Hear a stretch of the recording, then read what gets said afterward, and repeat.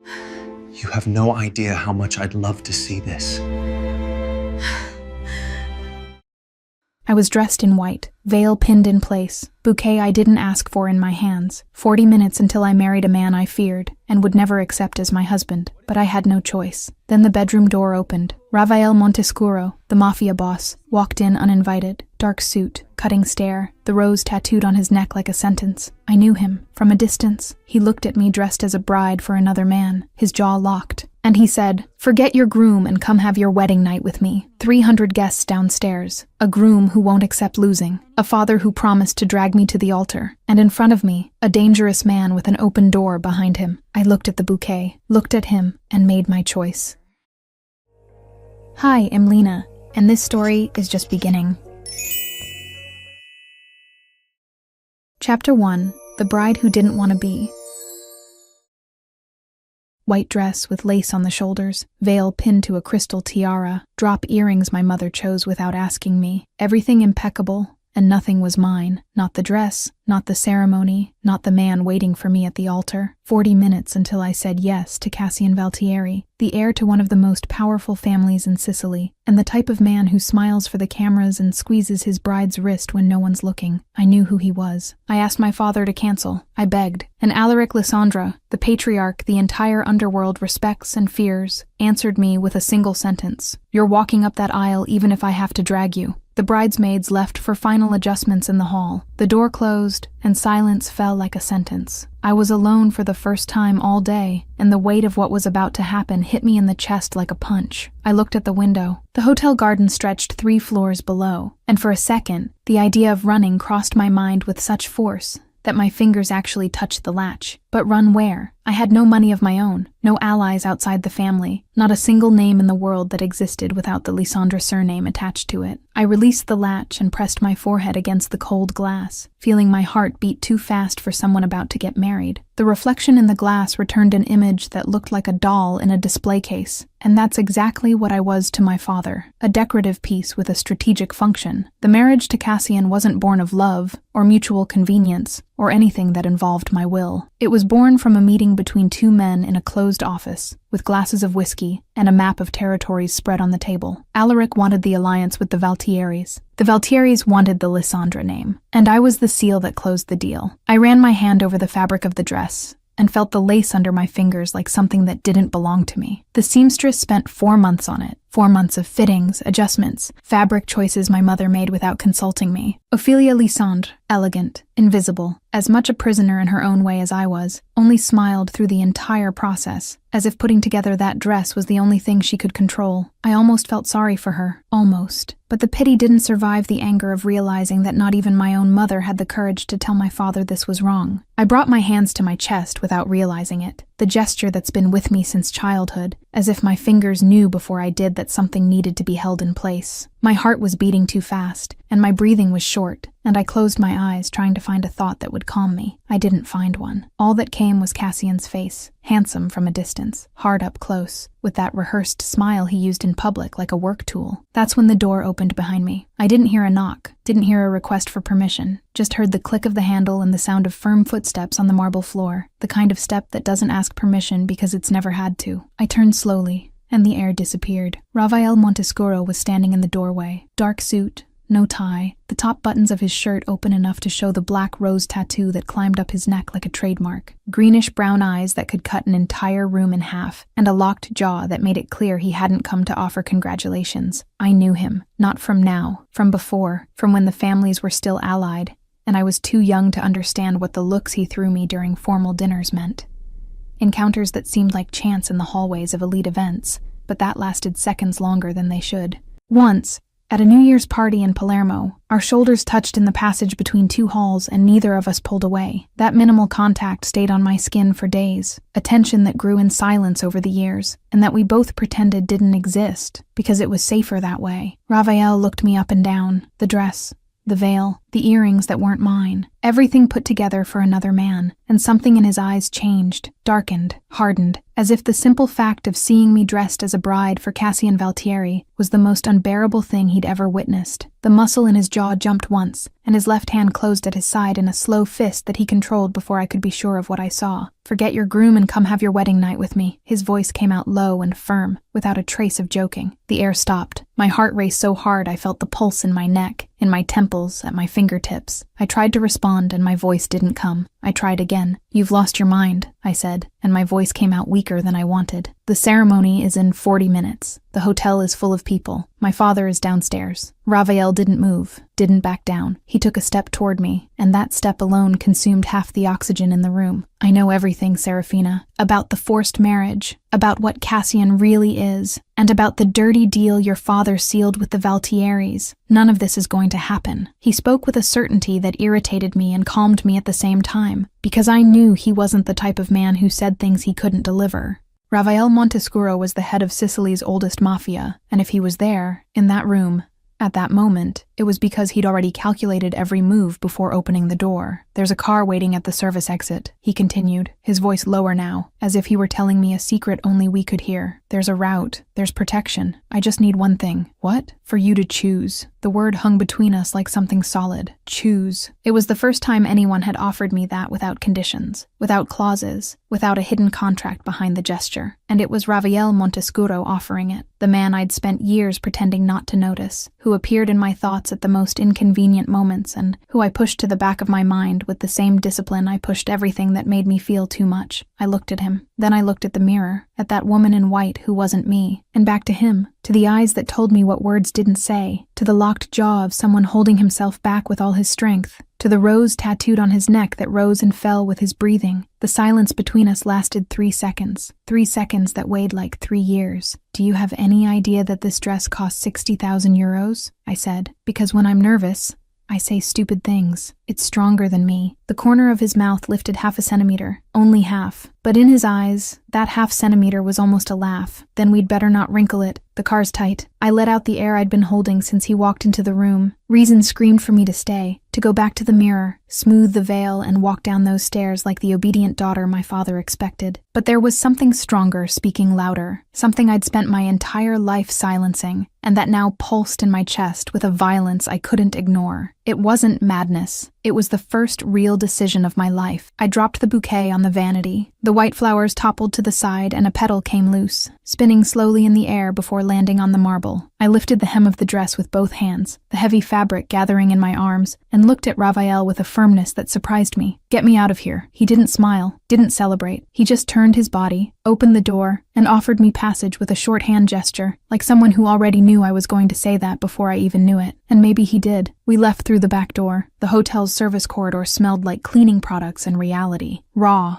ugly, without the impeccable decoration waiting outside. I walked as fast as the dress allowed, the veil dragging on the floor behind me, and Raphael walked 2 steps ahead, leading the way with the same ease with which he commanded an empire. At every corner, he looked first, quick, precise, before signaling me to follow, and I obeyed not out of habit, but because in that moment, trust was the only thing I could afford to feel. In the middle of the service staircase, my shoe's heel caught on the hem of the dress and I stumbled. Raphael's hand appeared before the floor did, firm on my arm, holding me with the speed of someone with reflexes trained for worse things. His fingers squeezed my skin for 2 seconds, and the heat of that touch traveled up my entire arm like a current. He looked down at me, eyebrow slightly raised. "In one piece?" he asked. "In one piece," I answered, breathless, and it wasn't just from the stumble. The armored car was waiting with the engine running at the end of the loading corridor. Raphael opened the back door and I got in. Veil, headpiece, earrings that weren't mine, and heart beating so hard I was sure he could hear it. He got in from the other side,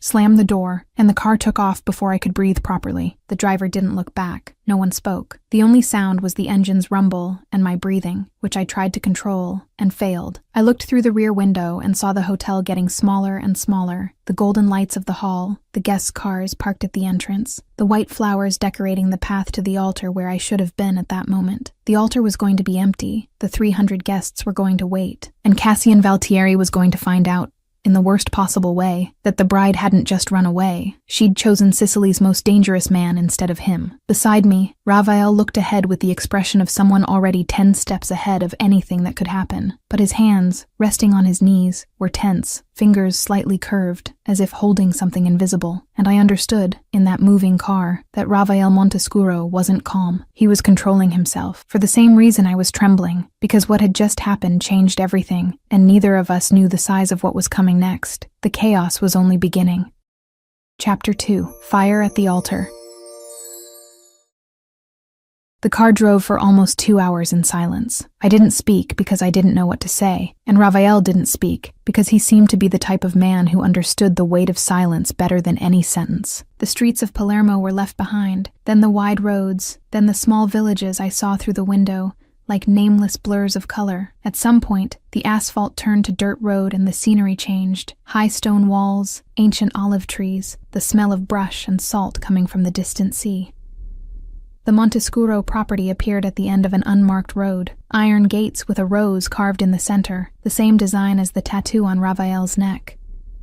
Armed men on the flanks who opened passage without a word, just short nods in the car's direction. The house was an old light stone construction, large enough to look like a fortress, with narrow windows and a walled garden where vines covered the walls like beautiful scars. I got out of the car still in my wedding dress, and the scene was so absurd I almost laughed. A woman in veil and headpiece in the middle of a Sicilian Mafia property, surrounded by men in suits pretending not to be looking. The hem of the dress dragged in the dirt, and I didn't care. That fabric had stopped meaning anything the instant I dropped the bouquet on the vanity. Raphael took me to a room on the second floor, spacious, clean, with a wide bed and a window that looked out over the hills. He stopped at the door and looked at me with an expression I couldn't read, something between relief and restraint, as if he were holding himself back from saying what he really wanted. "You're safe here," he said. "No one comes in without my authorization. If you need anything, Theoden will be in the hallway." Theoden Corvanis, Raphael's right-hand man. I saw him briefly when we arrived. A man in his early 30s. Soldier's build, face that gave nothing away. The type of person who stayed silent not because he had nothing to say, but because he knew listening was more useful. "And you?" I asked, not understanding why the question came out. Raphael looked at me a second longer than he should have. "I'm going to handle what needs to be handled." And he left, without touching me, without demanding anything, without a single sentence suggesting I owed him something for taking me from that altar. The door closed, and I stood there, in the middle of the room, with 60,000 euros of lace and crystal covering my body, and the strange feeling that this man had just given me the rarest thing I'd ever received in my life: space. The first 3 days were tense silence. I oscillated between relief and panic with a speed that scared me. In the morning, I woke up certain I'd done the right thing. In the afternoon, fear came back, creeping,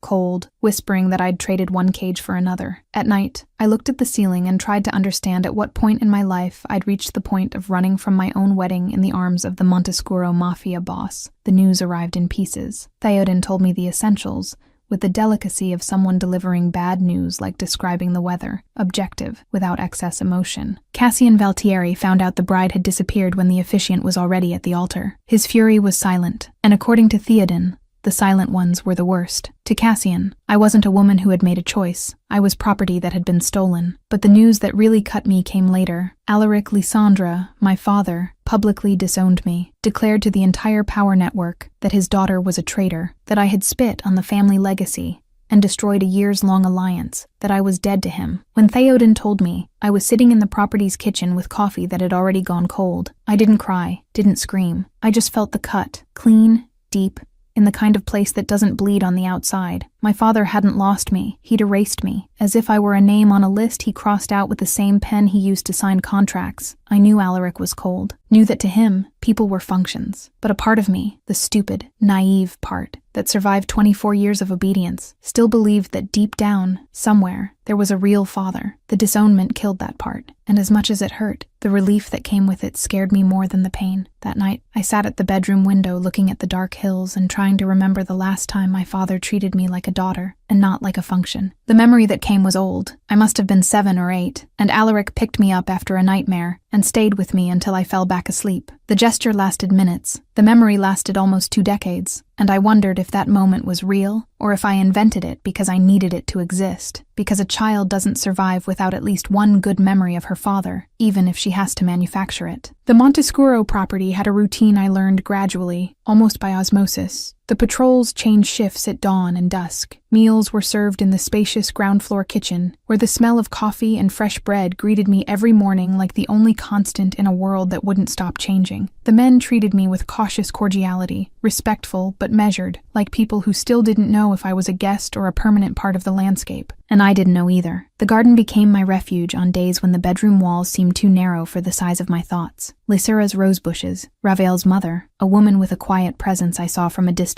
but who still hadn't spoken a word to me, formed a line of color along the south wall, and I spent entire minutes looking at them without thinking about anything, letting the sweet smell and the buzzing of bees replace the noise my mind insisted on making. It was strange to find beauty in a place that existed to hide, but the roses didn't know that, and they kept blooming with the healthy indifference of those who don't carry the weight of the world they live in. The following days taught me things about Ravel I didn't expect. He didn't seek me out, didn't appear in the room, didn't force conversations. But I saw him, from a distance, in the hallways, in the garden, in the office with the door ajar.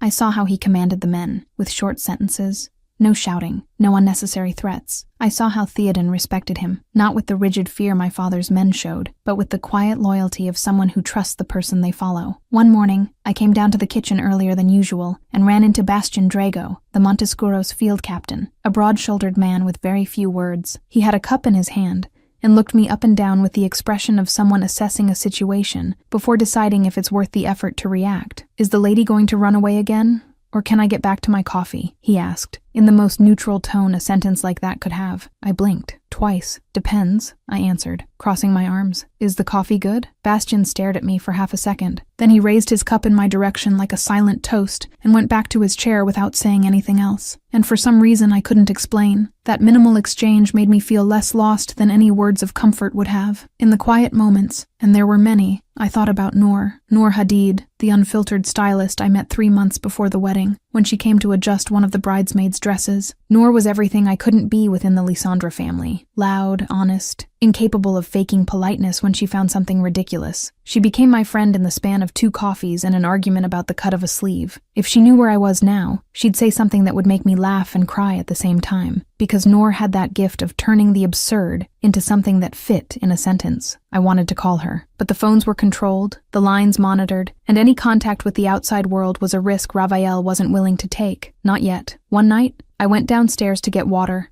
and found the office light on. The door was ajar, and I saw Ravel from behind, leaning on the desk, head down, shoulders carrying a weight that wasn't physical. He didn't know I was there, and for an instant, before he noticed my presence, I saw what he hid from the entire world: exhaustion. Not the kind that's solved with sleep, but the kind that comes from carrying alone, for too long, things no one should carry. I went back to the room without making noise. I lay in bed and stared at the ceiling with the same question spinning in my head. Why did this man risk a war to take me from that altar? He didn't owe me anything. I was the enemy's daughter, another man's bride, a problem in the shape of a lace dress. And yet there he was, protecting me without demanding payment, giving me space without pulling away, treating me like a whole person when the rest of the world had always treated me like a piece. The answer scared me, because all the rational explanations, strategy, power, territory, didn't justify the way he looked at me in that hotel room, and everything left after logic was something I wasn't ready to consider. The next morning, Theoden knocked on my door before coffee. His face was more closed than usual, which in itself was already a feat. "The Valtieris attacked one of our trade points on the coast," he said without preamble. "Cassian sent the message. The war has begun." The ground beneath my feet, which wasn't firm to begin with,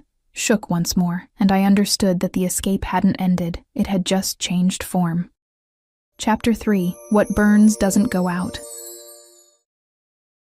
The war came faster than I expected. In the days following Theoden's announcement, the property changed atmosphere, as if someone had turned a key. The men started walking in pairs. Night patrols doubled. And Ravel, who in the first days gave me space with an almost studied elegance, disappeared into a routine of closed-door meetings, calls that ended with his jaw more locked than usual, and pre-dawn departures from which he returned with a wrinkled suit and the eyes of someone who hadn't slept. Cassian Valtieri wasn't playing around. The attacks came in sequence: ambushes on transport routes, a warehouse set on fire at the Palermo port, 2 of Ravel's men found dead on a secondary road. Each blow was a message. He wasn't going to stop until he recovered what he considered his, and what he considered his was me. Not out of love, not out of longing, but from the wounded pride of a man who'd been humiliated in front of 300 guests and didn't know how to lose. The worst came when I learned my father had taken a position. Alaric Lysandre, the same one who disowned me, who declared I was dead to him, allied himself with the Valtieris against Raphael, not out of loyalty to Cassian. My father wasn't loyal to anyone but himself. He did it out of hatred. Raphael had challenged his power in public, taken the daughter who was currency, and made the Lysandre name look weak. To Alaric, that was unforgivable. I saw Raphael respond. I saw it up close, unfiltered, without the protection of ignorance I'd had my entire life. He called meetings in the ground floor room with men who carried guns like people carry car keys. He gave orders with the low, firm voice I already knew. But now the words had a different weight, because I knew some of those sentences ended in blood. I saw maps spread on the table, names crossed off lists, and Theoden beside him like a shadow that never disagreed in public, but whose look said things words didn't say. It scared me, I won't lie. The first time I heard Raphael give an order I understood to be a sentence,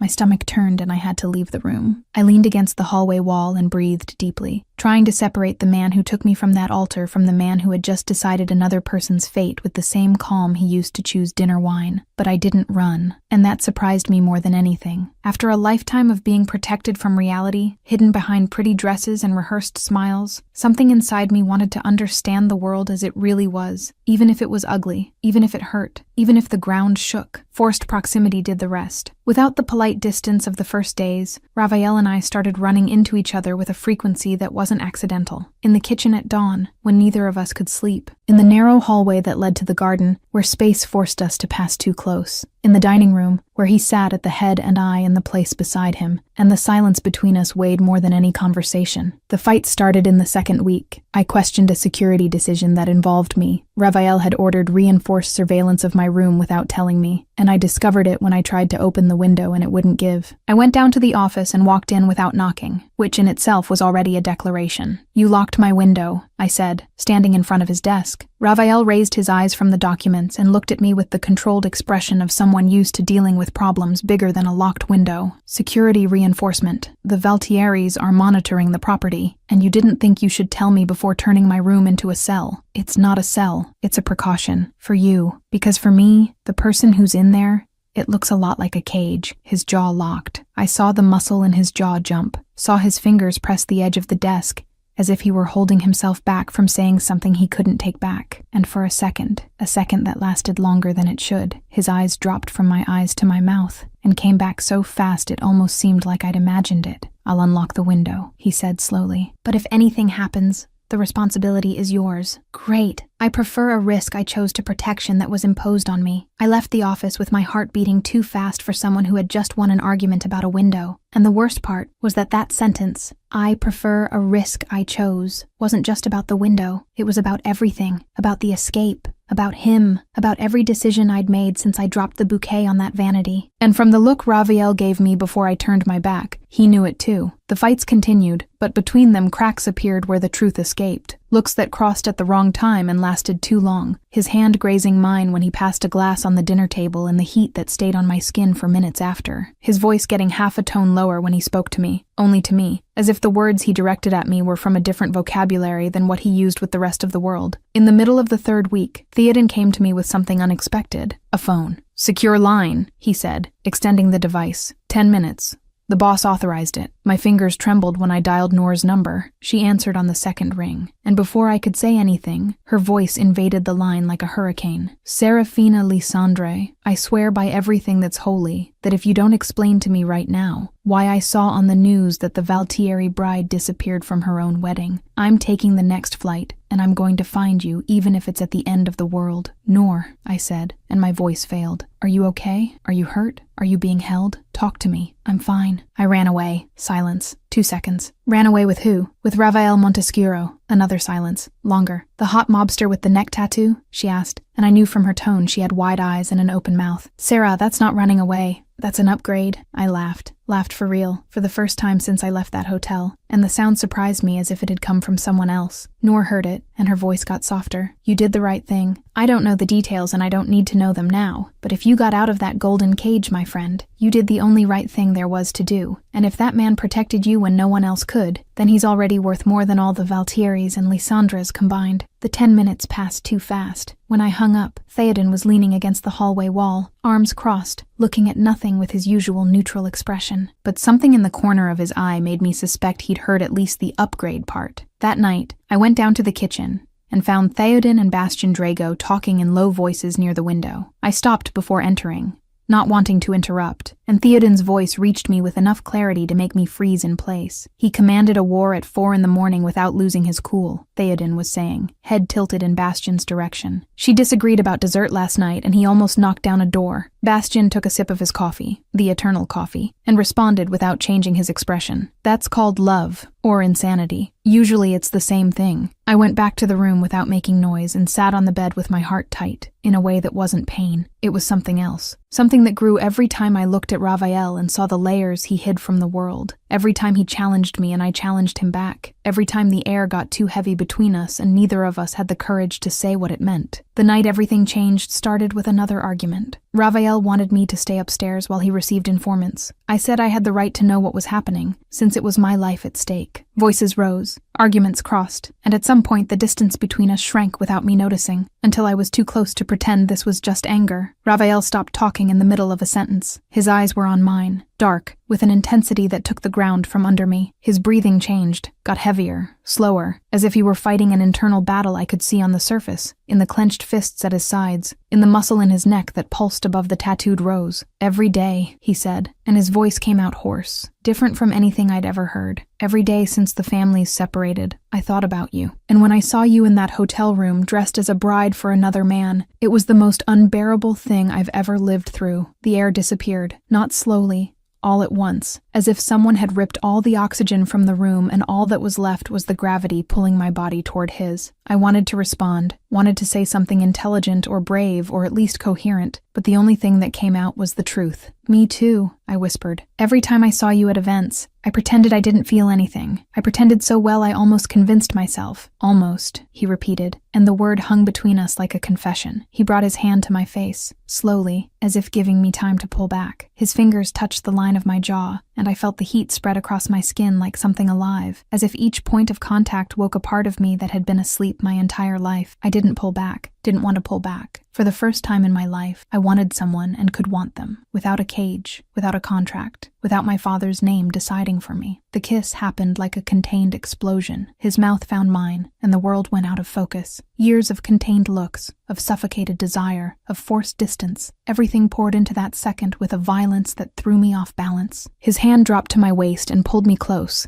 and my hand went up to his neck, fingers touching the edge of the tattoo, feeling the warm skin under the rose design he wore like an oath. When we separated, both our breathing was destroyed. Raphael pressed his forehead to mine and stayed there, eyes closed, as if memorizing the moment before the world came back to demand from him what it always demanded. This changes everything, I said quietly. This already changed, he responded. A long time ago. That night I didn't sleep in my room. I slept in his, with my head on his chest and the sound of his heart in my ear, faster than someone so controlled should allow. And for the first time since the escape, the silence didn't weigh, because it was no longer the silence of two people who didn't know what to say. It was the silence of two people who had finally said enough. But outside that door, the war hadn't stopped. And Cassian Valtieri, somewhere in Sicily, was getting more desperate by the day.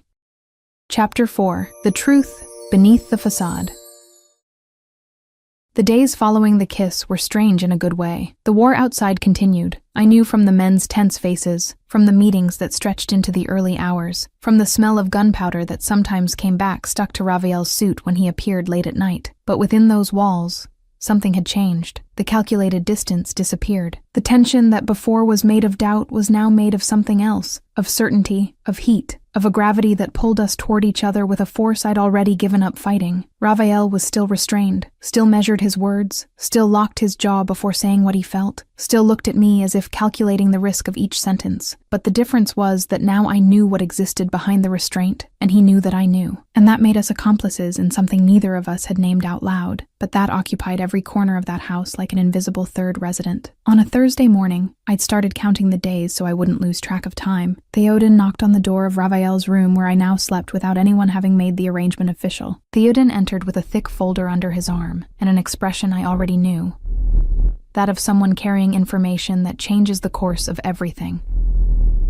"We intercepted material from the Valtieris," he said, placing the folder on the table. "Documents, financial records, conversation recordings. You need to see this." Rafael opened the folder, and I leaned over his shoulder. In the first few minutes, it was numbers, accounts, transfers, amounts going back and forth from companies whose names I didn't recognize. Then came cargo registration documents, and finally, transcripts of conversations between Cassian and 3 men who never appeared at family dinners. The marriage to Cassian Valtieri wasn't a territorial alliance. It was a facade.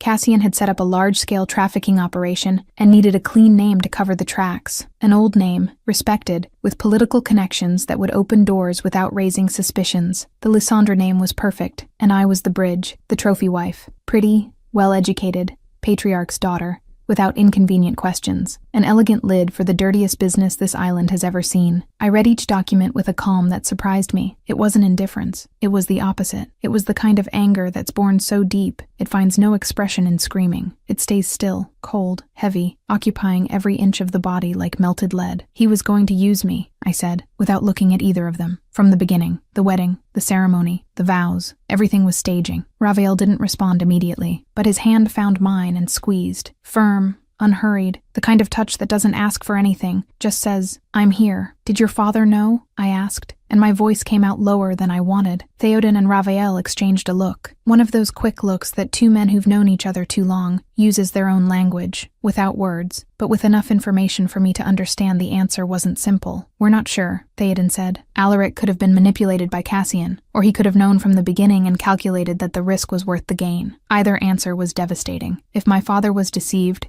he was a fool. If he knew, he was a monster. And both options hurt me in different ways. The first by destroying the image of power that sustained the Lysandra name. The second by confirming what I'd always suspected, but never had the courage to admit, that to Alaric, I was never a daughter. I was a function. I left the room and went to the garden. I needed air. I sat on a stone bench under an olive tree and stared at the hills without seeing anything, letting the information settle like dust after an explosion. The guilt I still carried for running away, that stubborn residue that made me wake up at dawn asking myself if I'd destroyed something I shouldn't have, disappeared on that bench, evaporated, because I hadn't abandoned a marriage. I'd escaped a trap set to turn me into an unwitting accomplice to the worst crimes a man can commit. Rafael found me there 20 minutes later. He sat beside me without saying anything and stayed in silence with me, the kind of silence that's presence, not absence. The Sicilian sun was warm, and the wind brought the smell of rosemary from the wall, where Lysara, his mother, grew herbs along with the roses. "I didn't steal you, Serafina," he said after a while. His voice was low,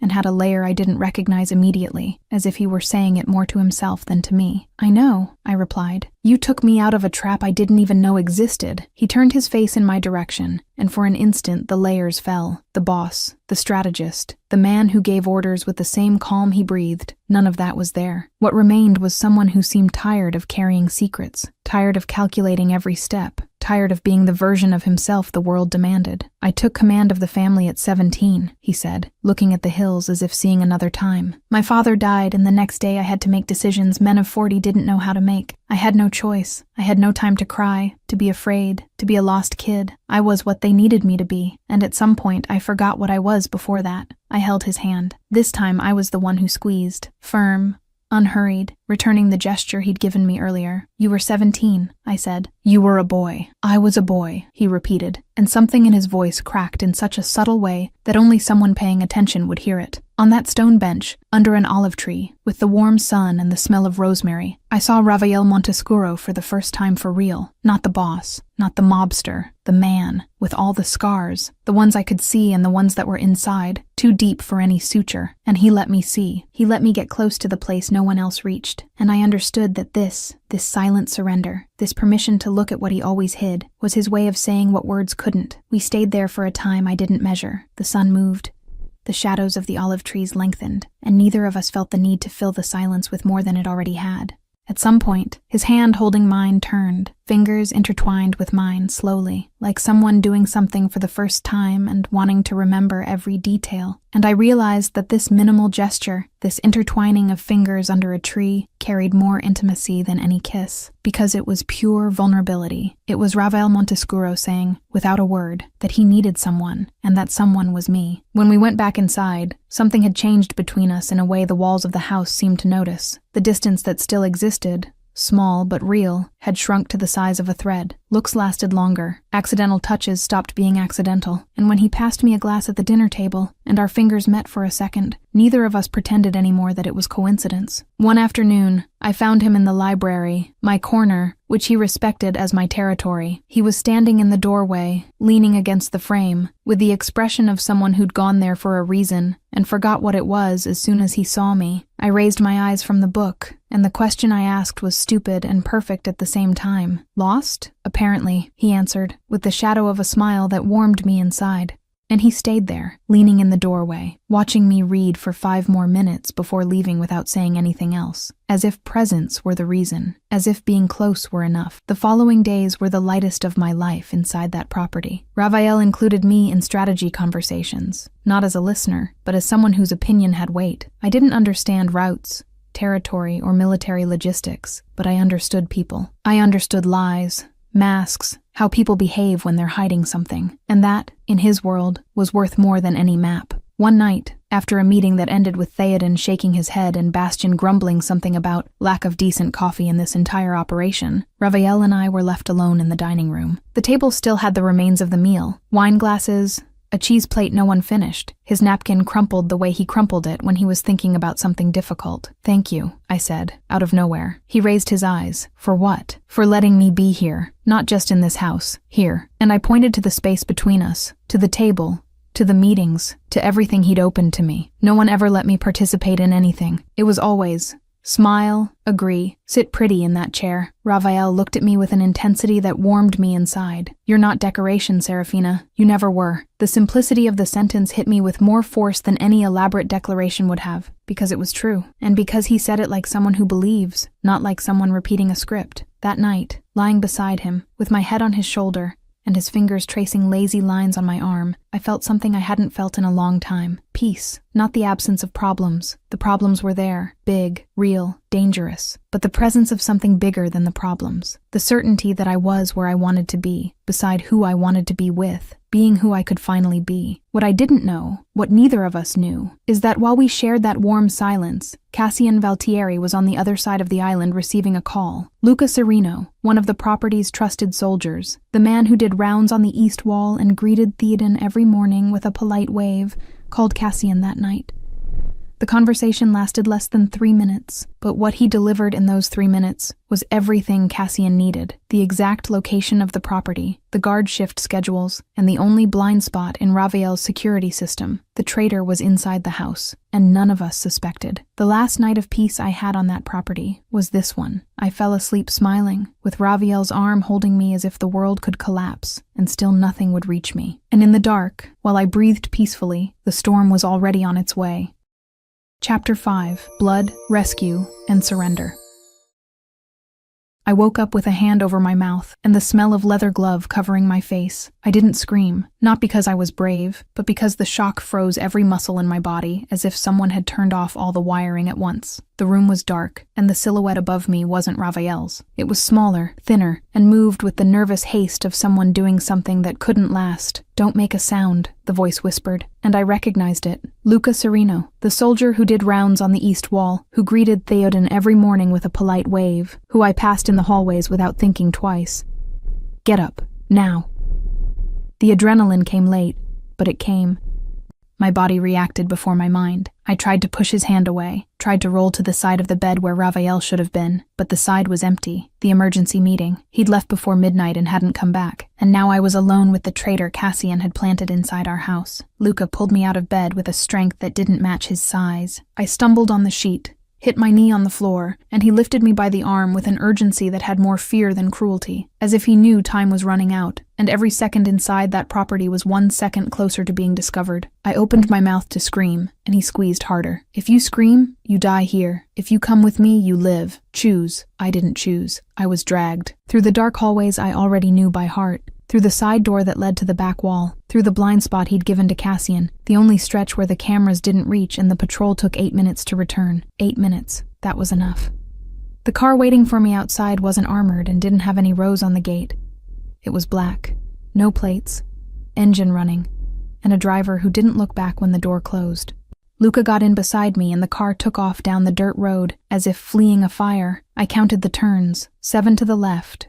3 to the right, a narrow bridge over a dry riverbed. My body was shaking, but my mind was strangely sharp, as if fear had cleared all the noise, and left only a clear voice repeating, pay attention, memorize, survive. The destination was a dark stone house on a stretch of coast I'd never seen. Smaller than the Montescuro property, no garden, no olive trees, just high walls, and an iron gate that opened with a creak that made my teeth hurt. They took me out of the car, and led me to a room on the second floor, a room with a chair, a table, and a barred window that showed the sea like a bad joke. Cassian Valtieri walked in 15 minutes later. I hadn't seen him since the wedding day, since the empty altar, since the dress I abandoned along with everything it represented. And seeing him now, up close, with the same aggressive beauty that fooled everyone at first sight, the green eyes that seemed cordial from a distance and hardened up close, the easy smile that didn't reach anywhere, I felt something that surprised me. Nothing. No fear. No anger. Not the anxiety he always caused when I was the obedient daughter who didn't know how to refuse. I looked at him and saw exactly what he was. An empty man dressed in expensive suits. Miss me, he said, and his voice had that tone he thought was charming, and that was really just cruelty with varnish. Can't say the same, I replied, and the firmness in my voice surprised me as much as it surprised him. Cassian tilted his head like someone assessing something he didn't expect to find. His eyes scanned my face, looking for the woman he knew, the one who looked away, who swallowed her responses, who smiled when she wanted to scream. He didn't find her. You've changed, he said. You haven't. That's the problem. His smile faltered for a fraction of a second. It came back quickly because Cassian was the type of man who rebuilds the mask with the speed of someone who never admits it fell. He pulled up the chair, sat across from me,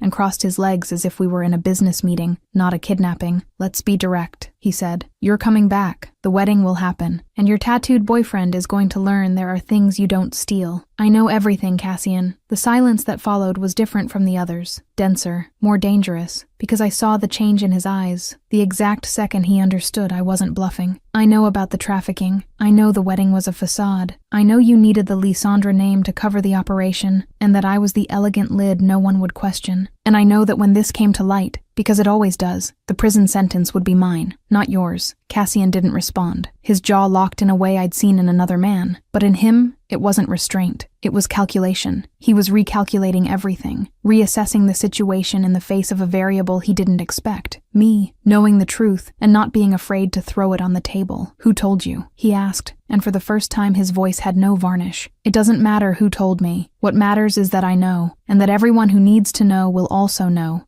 If anything happens to me. It was a lie. I hadn't prepared anything, hadn't sent documents to anyone, had no contingency plan. But Cassian didn't know that. And the doubt, planted there, in the silence between us, was enough to change his posture. He uncrossed his legs, leaned back in the chair, and behind the green eyes, I saw something I'd never seen in him before. Uncertainty. I bought time. I didn't know how much, but I bought it. The response came before dawn. I heard before I saw. The sound of engines approaching. Not one car. Several. Then loud voices, sharp orders, and a dry bang that made the walls vibrate. Cassian's men moved fast, running through the hallways with guns in hand, and I was pushed to the back of the room by a guard who seemed as scared as I was. Rafael Montescuro didn't come to negotiate. I didn't see the invasion. I heard it. Every shot, every door broken down, every muffled scream that marked the Montescuro advance like a wave that didn't stop. The operation lasted less than 20 minutes. When the room door opened, it wasn't Cassian who entered. It was Rafael, with his suit torn at the shoulder, a cut on his eyebrow bleeding in a thin line to his temple, and eyes darker than I'd ever seen. Behind him, Theoden, with the same expression as always, as if invading enemy territory was just another item on the agenda. Rafael looked at me, and the world stopped. Not in a romantic, beautiful way, in a raw, animal way, the kind of pause that happens when the body recognizes the worst almost happened and needs a second to process the relief. I saw his chest rise and fall once, deep, as if he'd been holding his breath since he learned of the kidnapping and was only now allowing himself to let it out. "Are you in one piece?" His voice was hoarse, deeper than normal, and the question came out like someone who already knows the answer, but needs to hear it. "I'm in one piece," I said, and I was. Bruised knee, marks on my arm where Luca squeezed, but in one piece. Raphael crossed the room in 3 steps and held me, not with force, with precision. His hands found the sides of my face as if verifying I was real, that I was there, that no one had taken from me anything he couldn't give back. He pressed his forehead to mine and stayed there, eyes closed, and I felt against my skin the fine vibration of a man holding on by a thread. "Luca?" I asked quietly. "Handled," he answered, and I didn't ask more. "Cassian?" Raphael pulled back enough to look me in the eyes. The answer was there, in the calm darkness of his gaze. Cassian Valtieri wasn't going to come looking for me again, wasn't going to look for anyone. The groom the world knew, the handsome heir, the storefront smile, stopped existing that night, in that dark stone house, the same way the wedding stopped existing at that empty altar in Palermo. The Valtieri family, without an heir, and without strength, crumbled in the hours that followed. Territories returned, alliances cut, men dispersed, an entire empire collapsed, not because someone brought it down with a grand plan, but because the man at the center of it thought he could treat people like pieces, and one of those pieces refused to play. We returned to the property at dawn. The sky was clearing at the edges, with that violet tone Sicily has before sunrise, and the air smelled of wet earth and rosemary. Raphael's men received us in silence, the kind of silence that's respect, not emptiness. Theoden gave instructions to the team, and disappeared with the efficiency of someone who solves problems without needing an audience. Bastian held a cup of coffee, as if it were the anchor keeping him upright.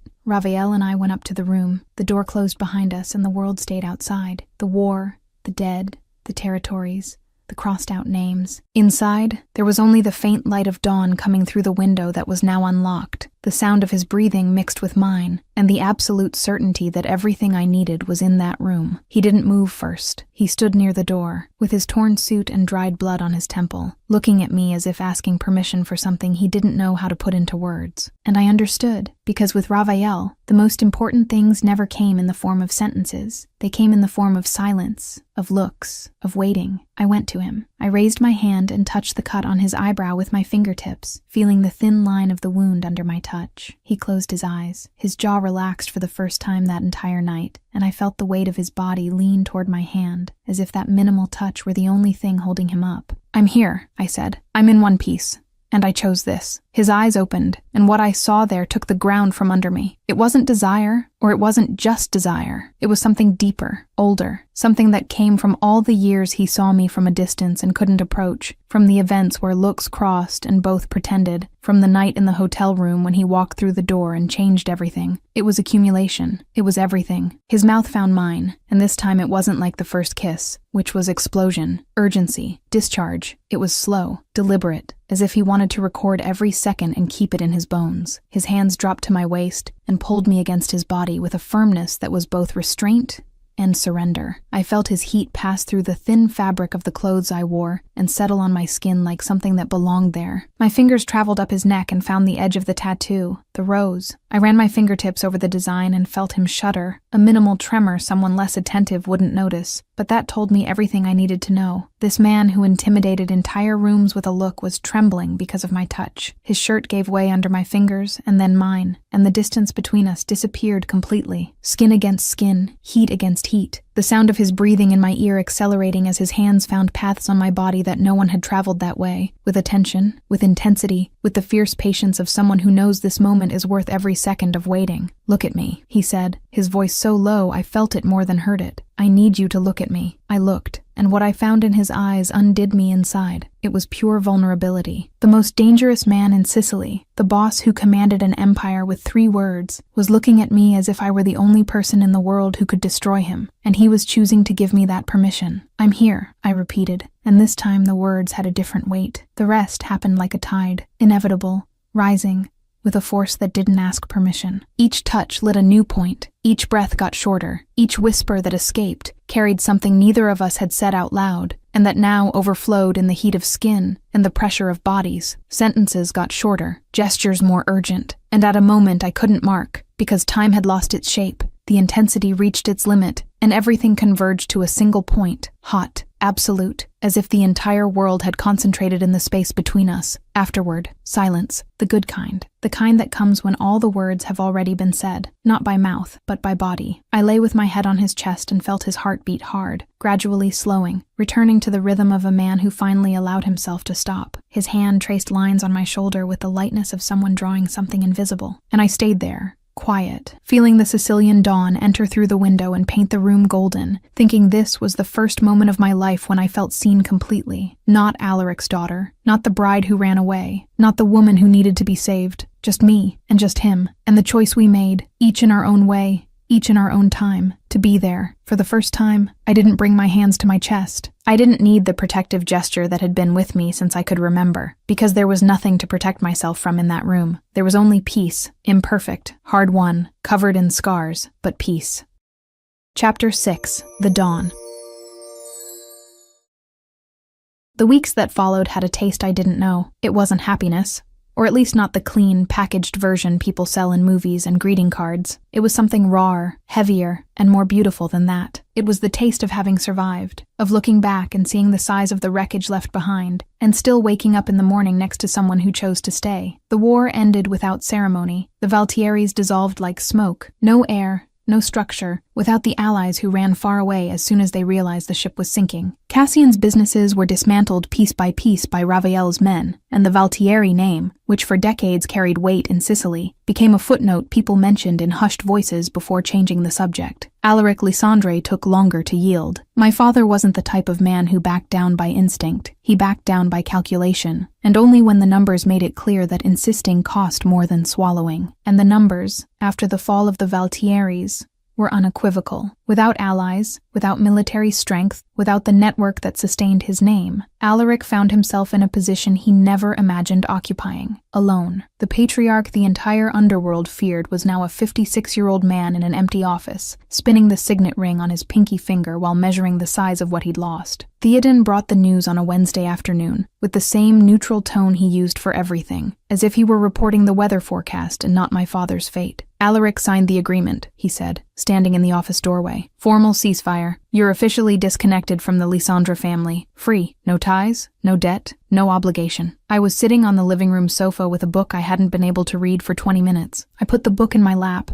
and looked at Theoden, trying to find in his sentence the part that should make me feel something. Free. The word was enormous. It took up so much space I didn't know where to put it inside me. Did he ask about me? The question came out before I could stop it, and I hated every syllable, because I already knew the answer. Theoden looked at me with something that, on another face, would be compassion. On his, it was a minimal softening at the corners of his eyes that lasted half a second. No, he said, and he didn't add anything, because Theoden had the rare delicacy of knowing that certain pains don't need commentary. They need space. I nodded, swallowed, and let the information sink to the bottom of my chest, where it settled alongside all the other things my father taught me to feel. Inadequacy, silence, the habit of fitting into spaces smaller than I was. But this time, alongside those old things, there was something new, the certainty that his absence hurt, not because I needed Alaric's approval, but because a part of me, the oldest and most stubborn part, still wanted him to be a real father. And that part would hurt for a while, maybe always, but it wouldn't govern me anymore. That night, Ravael found me in the garden. I was sitting on the stone bench under the olive tree, the same bench where he told me about being 17, about the weight of commanding without time to grieve. It became our place without anyone agreeing to it. He sat beside me and waited, because Ravael had learned I talked when I was ready, and not before. He doesn't want me back, I said, looking at the dark hills. Not as a daughter. Maybe he never wanted me as a daughter. I was useful, and now I'm not anymore. You're more than he ever deserved, Ravael responded, and his voice had a firmness that wasn't anger, it was conviction. The problem was never you, Serafina. The problem was always a man who confused power with fatherhood and never knew the difference. I leaned my head on his shoulder, and he let me stay. The silence didn't need to be filled. Sicily's stars were all there, scattered across an unhurried sky, and for the first time I looked at them without wishing to be somewhere else. The days gained a routine I'd never had. I woke up early, had coffee in the kitchen with Bastian, who'd stopped asking if I was going to run away, and now greeted me with a cup raise that became our silent code for good morning. I read in the second-floor library, which smelled of old paper and wood, and which I'd turned into my corner. I participated in some meetings alongside Raphael, not all of them, because there were matters I chose not to know, and he respected that choice the same way I respected the drawers he kept locked. One afternoon, I found Lisara Montescuro in the rose garden. Raphael's mother was a 54-year-old woman who occupied the property like an elegant shadow, present enough to be noticed, silent enough not to be questioned. Reclusive since the death of Dominus, her murdered husband, she cultivated roses the way people cultivate memories, with hands in the earth and eyes in another time. I knew she'd been watching me since I arrived, knew that the fact I was Alaric Lysandre's daughter didn't go unnoticed by a woman who'd lost her husband because of that name. But that afternoon, when she saw me standing near the flower bed, she did something I didn't expect. She held out pruning shears and pointed to a dead branch. "Cut that one," she said, without explanation, without context, without forced cordiality. I took the shears and cut. Then I cut another, and another. We stayed there for almost an hour, side by side, pruning roses without exchanging a word that wasn't about stems and thorns. But when we finished, Lisara looked at me with something that wasn't acceptance. It was recognition, as if she'd seen something in me that made her decide I could be near her roses. And for Lisara Montescuro, that was more than most people received in a lifetime. One afternoon, I called Noor. The secure line was still active, and Theoden had made it clear I could use it whenever I wanted, a small freedom that meant more than it seemed. "So it's over?" Noor asked, with the voice of someone who still couldn't believe her friend had survived an arranged marriage, an escape with a mobster, a kidnapping, and a territorial war in less than 2 months. "It's over," I said. "And you're happy?" I looked out the window. The Montescuro garden stretched to the hills, with Lisara's rose bushes forming a line of color along the south wall. The Sicilian sun was strong and golden, and somewhere down there, Bastian was grumbling instructions to a new guy who'd stepped on a rosemary seedling. "I'm at peace," I replied, "which is better than happy. Happy comes and goes. Peace stays." Noor was silent for 2 seconds, which for her was a record. "Look at that," she said, with a smile I could hear through the line. "Philosophical Serafina Lysandra. If I didn't like you so much, I'd be jealous of this version." I laughed, and wished she were there to laugh with me. Noor promised to visit as soon as things calmed down. I said I'd hold her to it, and when I hung up, the longing came along with a warmth in my chest that was gratitude for having someone in the world who knew me truly, without the surname, without the mask, without the decorative version my father assembled. One night, after a dinner where Raphael opened a wine his father kept in the cellar and that he'd never touched, because opening that bottle meant accepting that Dominus wasn't coming back to drink it, the two of us stood on the balcony looking at the darkness. Sicily at night has a different silence. It's not empty. It's full of things that move without wanting to be seen. Crickets, wind through the olive trees, the distant sea hitting the coast. Raphael held the glass against the faint light coming from inside the house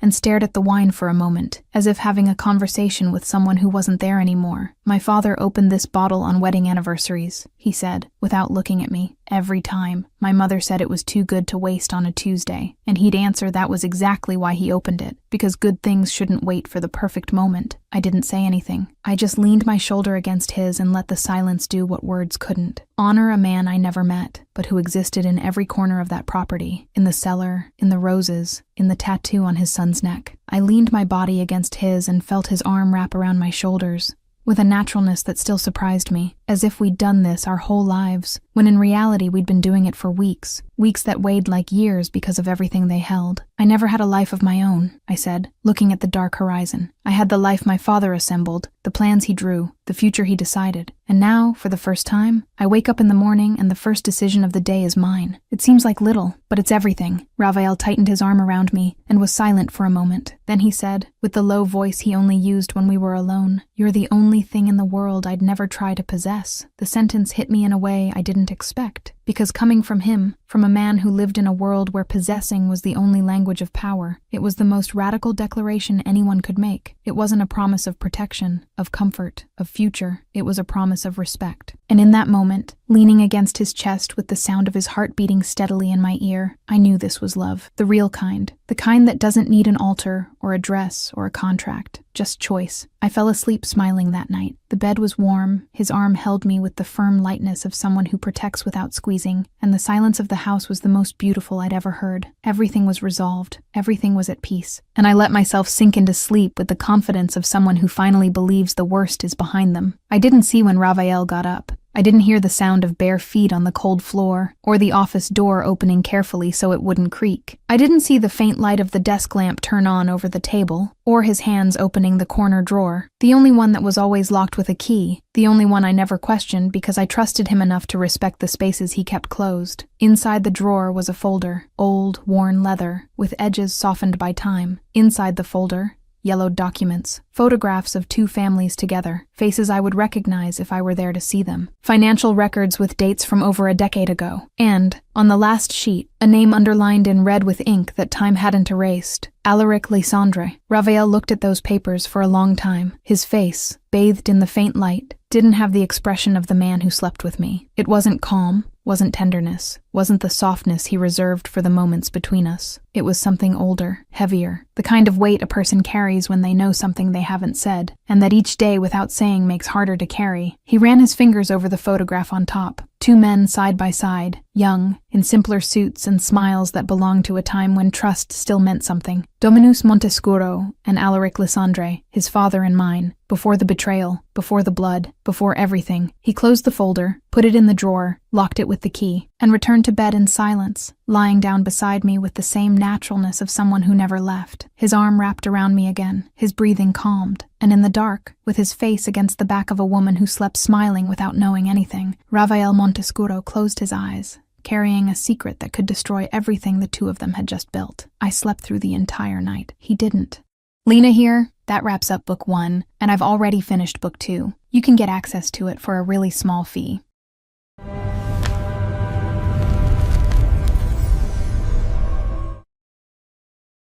I thought he'd saved me out of love, that he walked into that hotel room, risked a war, and destroyed an entire family because he wanted me, just me. I'd believed that for 5 months. 5 months sleeping peacefully beside him, building a life that felt like mine for the first time. Until the night he left in a rush and forgot the key on the table. The key to the office that was always locked. I opened the drawer, found old documents, photographs of 2 families, and on the last page, a name underlined in red. My father's name. The papers didn't tell a story of love. They told something else. Older, darker, and I'd been at the center of it from the beginning. As you can see, that was just a little taste of book 2. To watch the full uncensored version, just click the first link in the pinned comment. I'll see you on the other side in just a few seconds. Just a reminder, click that first link down in the comments, and the complete book 2, ad-free and uninterrupted, will be waiting for you. It's that simple. I'm absolutely loving working on book 2, and since you guys are loving it too, I promise there's more to come. This is where you'll find stories that get even steamier, true dark romance. And because this version is getting so much more spicy, the video wouldn't be well received publicly on YouTube. This private space is where I can really show my true essence, and where I feel free to do my best work for you all. Keep in mind that the channel has been demonetized. So this is a way for me to keep my team together and continue bringing high-quality stories to you. I'll have even more updates for you soon. I'll be waiting for you at that first link in the pinned comment. Unfortunately, many people have been downloading our audio, effectively copying the entire story, and simply reposting it on YouTube. If you want to watch the original story and be the first to receive the next ones, search for My Stories by Lena on YouTube to get the best dark romance content. Remember, the official channel is My Stories by Lena on YouTube. I'll be waiting for you there.